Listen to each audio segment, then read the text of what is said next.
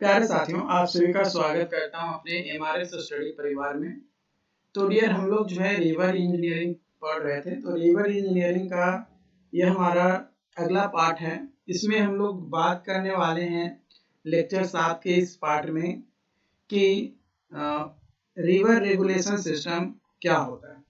तो देखो, river regulation system के बारे में अगर बात किया जाए तो रिवर रेगुलेशन सिस्टम जो है ये हमें बताता है कि किस तरीके से हम लोग जो रिवर के अंदर कोई भी एक्टिविटीज या जो फ्लो ऑफ वाटर है उसको क्या गाइडलाइंस दे, क्या रूल्स बनाए, क्या पॉलिसीज बनाए, ताकि बेटर तरीके से जो फ्लो ऑफ वाटर है उसको मैनेज कर सके।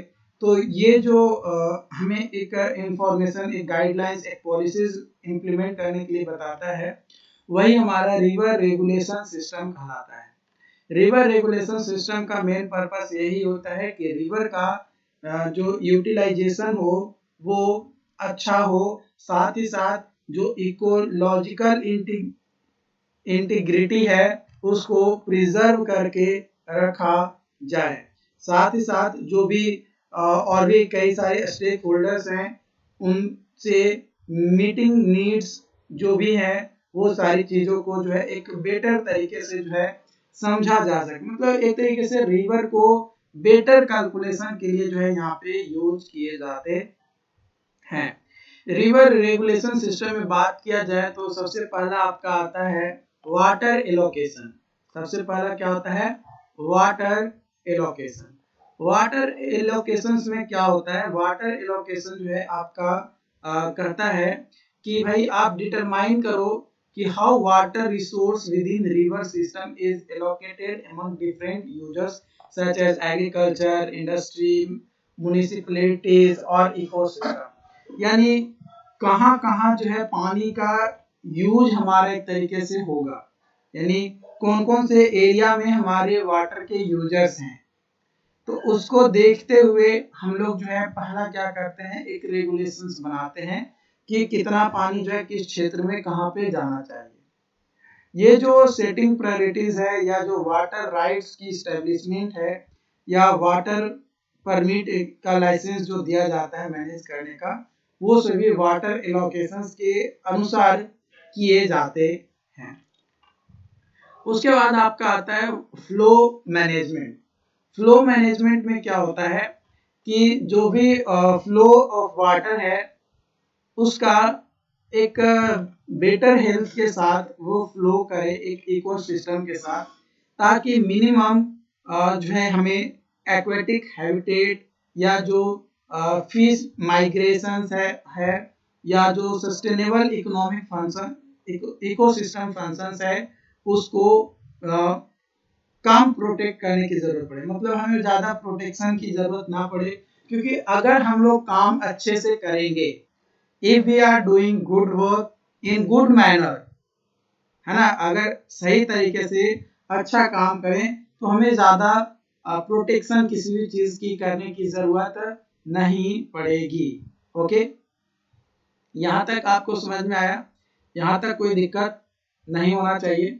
ओके, देखो, अगर आपको दिक्कत होता है ना, आप बिंदास होकर, है ना, बिंदास होकर आप क्या कर सकते हो, सवाल पूछ सकते हो, क्योंकि आपके बेटर अंडरस्टैंडिंग के लिए ही जो है ये चीजें बनाई जा रही है, आपकी हेल्प हो सके, आप अच्छे से काम कर सके उसके लिए। ठीक, दूसरा है आपका पॉल्यूशन कंट्रोल। ऑब्वियसली अगर हमारा रिवर वाटर में पॉल्यूशन ज्यादा होगा, है ना, तो जो हमारा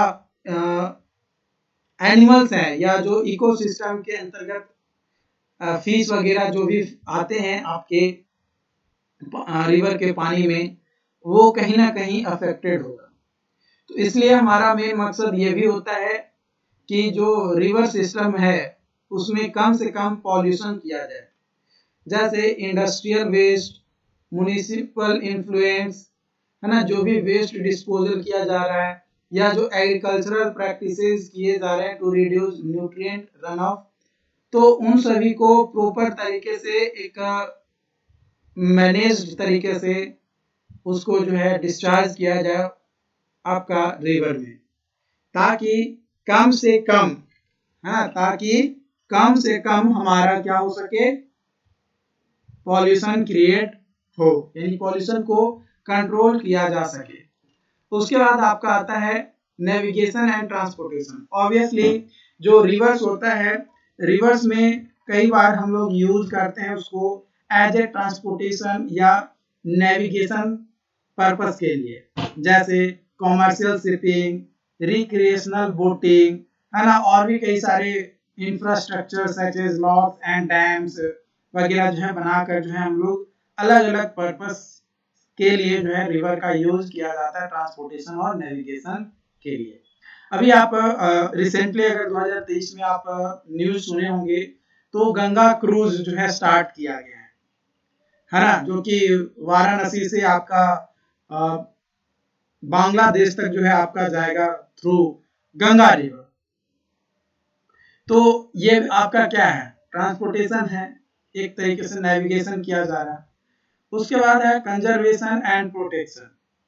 ऑब्वियसली रिवर्स में कई सारे नेचुरल एरियाज हैं, जैसे रिवर बैंक हो गया, वेटलैंड हो गया, रिपेरियन जोन्स हो गया, तो इन सभी को प्रोटेक्ट करना जरूरी है, क्योंकि कई बार क्या होता है कि बाढ़ वगैरह आ जाता है और ये सभी चीजें जो है अफेक्टेड होते हैं, जिसके कारण से आसपास के रहने वाले जो लोग होते हैं, यानी कोई आसपास के अगर कोई बड़ा सिटी है तो उसको जो है वो अफेक्ट करता है कहीं ना कहीं।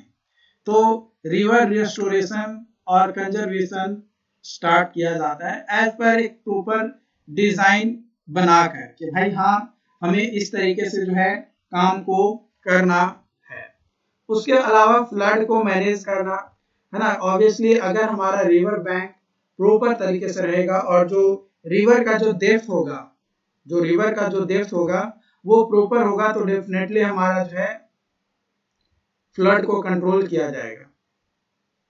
इसके अलावा आपका जो है स्टेक होल्डर कंसल्टेशन और कई सारे पार्टिसिपेशंस होते हैं जो कि रिवर रेगुलेशन सिस्टम को बेटर करने के लिए काम करते हैं, जैसे local communities, indigenous group, environmental organisations, water users और भी कई सारे इंटरेस्टेड पार्टीज होते हैं जो अलग अलग पर्पस के लिए जो है रिवर को रेगुलेट करते हैं, उसको अच्छे से मैनेज करने का काम करते हैं।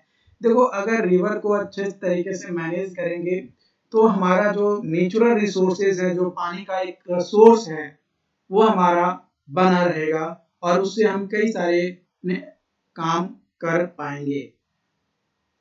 उसके बाद आता है रिवर रिस्टोरेशन। रिवर रिस्टोरेशन जो है ये एक प्रोसेस होता है जिसकी मदद से जो रिवर का जो इकोसिस्टम है उसको इम्प्रूव करना मेन इसका मकसद होता है। रिवर रिस्टोरेशन में बेसिकली हम लोग जो है जो रिवर बैंक है ना, या जो पॉल्यूशन हो रहा है, या जो आपका नेचुरल फ्लो पैटर्न है, या जो फ्रेगमेंटेशन हो रहा है रिवर सिस्टम का, उन सभी को कंट्रोल करने के लिए जो है किया जाता है।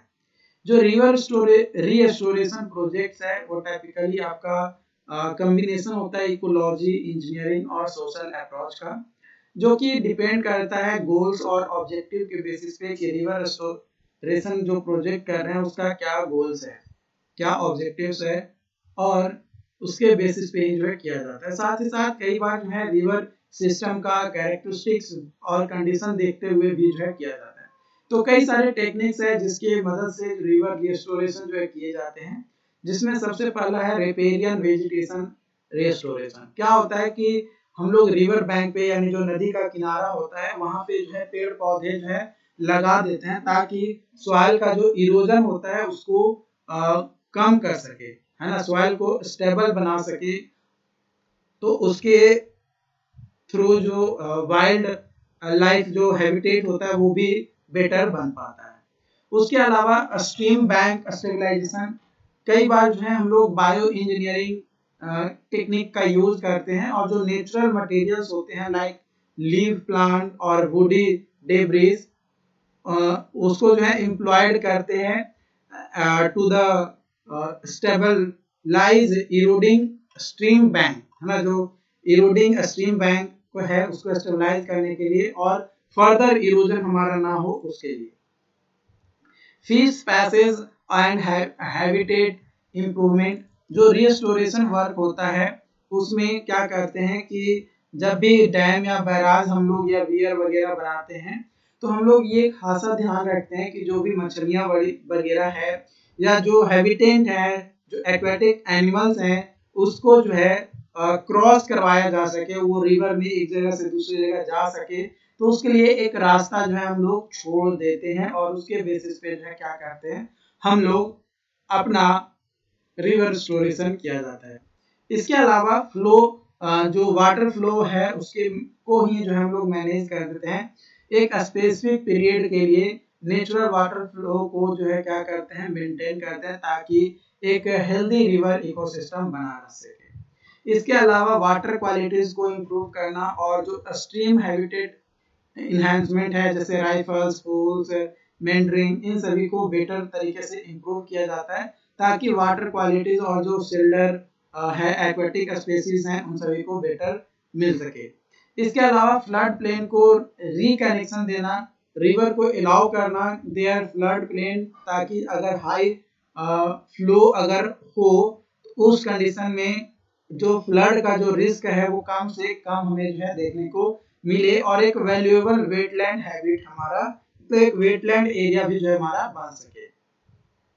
इसके अलावा कई बार क्या होता है कि लोगों को एजुकेट किया जाता है, लोगों को बताया जाता है कि भाई आप इस तरीके से काम करोगे तो अपना जो रिवर है वो कम उत्पात मचाएगा और हमारे लिए, आपके लिए एक बेनिफिशियल काम जो है करेगा। तो इन चीज़ों को जो है आपको यहाँ पे ध्यान रखना है। आई होप कि ये समझ में आया हो, और अगर हमारी आज की सेशंस आपको समझ में आया हो तो जरूर लाइक कीजिएगा, मतलब अपने दोस्तों के साथ शेयर कीजिएगा, और जो भी कोर्सेज हैं उसको आप लोग पसंद करते हैं तो प्लीज़ लाइक का बटन होता है तो लाइक ज़रूर करें और अपने दोस्तों को बताएं कि आपकी जो क्लासेज है वो यहाँ पे चल रही है ताकि वे भी जो है यहाँ पे ज्वाइन कर सकें। ओके।